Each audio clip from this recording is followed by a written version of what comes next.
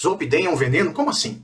Eu tenho visto muitos médicos e outras pessoas da área da saúde, ou pessoas leigas, falando que Zolpidem é um veneno. Eu gostaria de refletir com vocês um pouco sobre isso. Antibiótico é veneno?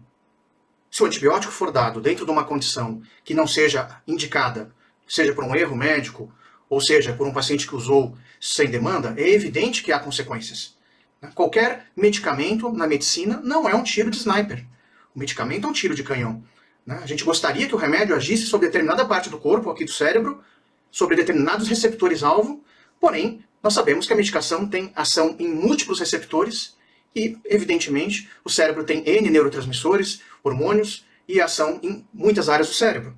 A gente vai tentando ajustar esse tiro de canhão para que seja um tiro mais preciso, com menos efeitos colaterais. Então, o Zolpidem não pode ser culpabilizado por ele próprio. Na realidade, é a questão do uso. Primeiro ponto.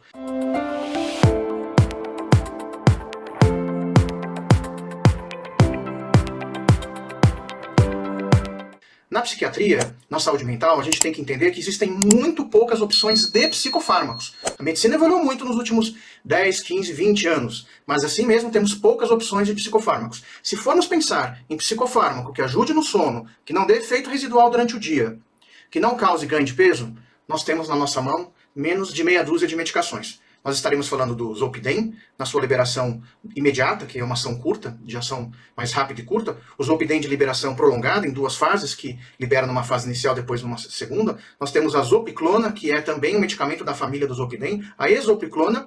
Nós temos o Roserem, que é um remédio que age nos receptores de melatonina. E nós temos o Donarem, que é a Trazodona, que é um medicamento antihistamínico, antidepressivo, em dose baixa antihistamínico. Então, vocês podem ver que nós temos pouquíssimas opções que tem um baixo potencial de efeito colateral. Qual é a origem do Zolpidem? O Zolpidem é um derivado dos benzodiazepínicos. Os benzodiazepínicos eles têm uma ação relaxante no cérebro, agem sobre um receptor chamado receptor GABA.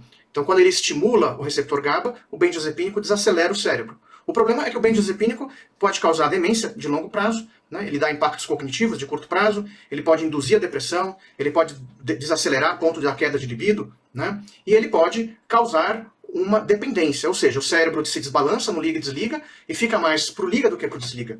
Então aquela ansiedade que o paciente, aquela insônia que ele utilizou o Zolpidem logo, o Zolpidem não. O benzo ele tem que ir aumentando a dose até ter um efeito, depois perde o efeito, ele começa a ter abstinência tempos depois de usar o remédio, horas depois. Para isso surgiu os GABAérgicos puros, GABA-A, puros entre aspas, que são medicações que não têm esse risco de criar tolerância tão forte como o benzo, não tem efeito ansiolítico, mas tem um efeito indutor de sono. E esse efeito indutor de sono é lógico que vai depender de cada paciente. Então, se o paciente utilizar a dose do medicamento e não for deitar, ou não tomar já deitado, o que vai acontecer com ele? O cérebro dele vai desligando aos poucos e ele perde a dimensão do momento em que o cérebro está ligado ou desligado. Então ele pode, nesse momento, comer e não lembrar que comeu, fazer algo e não lembrar que fez, mas aí o problema não é só do remédio, da forma com que foi tomada, tem que tomar ao se deitar. Tá? Então, a medicação, mesmo tomada ao se deitar, há pacientes que percebem que ficam meio cá, meio lá, e depois tem algum comportamento aparente de sonambulismo, a gente chama de delírio 1, e que depois, às vezes, não lembra do comportamento ou lembra em parte. Isso é um motivo impeditivo para usar a medicação? Não. Todos os medicamentos têm seus efeitos colaterais.